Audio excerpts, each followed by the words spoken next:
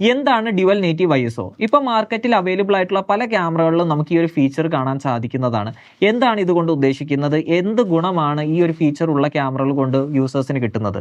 ഏതൊരു ക്യാമറയ്ക്ക് ഒരു നേറ്റീവ് ISO അല്ലെങ്കിൽ ഒരു ബേസ് ISO ഉണ്ടായിരിക്കും. ആ ISO വാല്യൂവിലായിരിക്കും ആ ക്യാമറ ഏറ്റവും നന്നായിട്ട് പെർഫോം ചെയ്യുന്നത്. നിങ്ങൾ അതിൽ നിന്ന് ആ ISO വാല്യൂ ചേഞ്ച് ചെയ്യുന്ന സമയത്ത് അതിൻ്റെ ഒരു ഇമേജ് ക്വാളിറ്റിയിലോ അല്ലെങ്കിൽ അതിൻ്റെ ഒരു ഡൈനാമിക് റേഞ്ചിലോ ചെറിയ വേരിയേഷൻസ് നിങ്ങൾ ഷൂട്ട് ചെയ്യുന്ന സബ്ജക്റ്റിനനുസരിച്ച് ചേഞ്ച് ആവാനുള്ള സാധ്യതയുണ്ട്.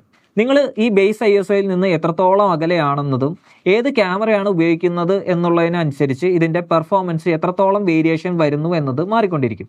അപ്പോൾ ഡ്യുവൽ നേറ്റീവ് ISO ഉണ്ടെങ്കിൽ എന്താണ് ഗുണം?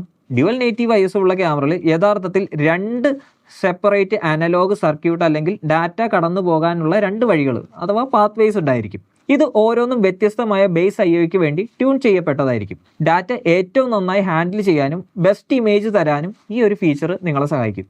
അതുകൊണ്ട് ഡ്യുവൽ നേറ്റീവ് ISO ഉള്ളപ്പോൾ നിങ്ങൾക്കൊരു ലോ ബേസ് ISOയിലോ അല്ലെങ്കിൽ ഹൈ ബേസ് ISOയിലോ ഷൂട്ട് ചെയ്യാം. പല ക്യാമറകളിലും നിങ്ങൾ ഡ്യുവൽ നേറ്റീവ് ISO ഉപയോഗിക്കുന്ന സമയത്ത് ഇമേജിലുള്ള നോയ്സ് വാല്യൂ വളരെയധികം കുറയുന്നതായിട്ട് നിങ്ങൾക്ക് കാണാം. സെൻസറിൽ കമ്പനി ഇംപ്ലിമെന്റ് ചെയ്തിരിക്കുന്ന അനലോഗ് സർക്യൂട്ടാണ് ഇതിനെ നിങ്ങളെ സഹായിക്കുന്നത്.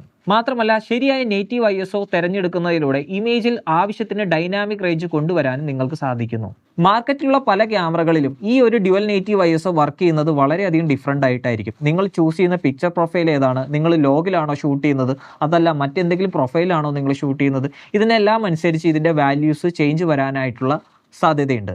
നിങ്ങൾ ഷൂട്ട് ചെയ്യുന്നത് ഏത് തരം സബ്ജക്റ്റ് ആണ്, അതിൻ്റെ സ്വഭാവം എന്താണ്, സീനിൽ ലൈറ്റിൻ്റെ പൊസിഷൻ എങ്ങനെയാണ് എന്നുള്ളതെല്ലാം മനസ്സിലാക്കി ഇത്തരത്തിലുള്ള ഡ്യുവൽ നേറ്റീവ് ISO നിങ്ങൾക്ക് നല്ല രീതിയിൽ ഉപയോഗിച്ച് മികച്ച റിസൾട്ടുകൾ ഉണ്ടാക്കാനായിട്ട് സാധിക്കുന്നു.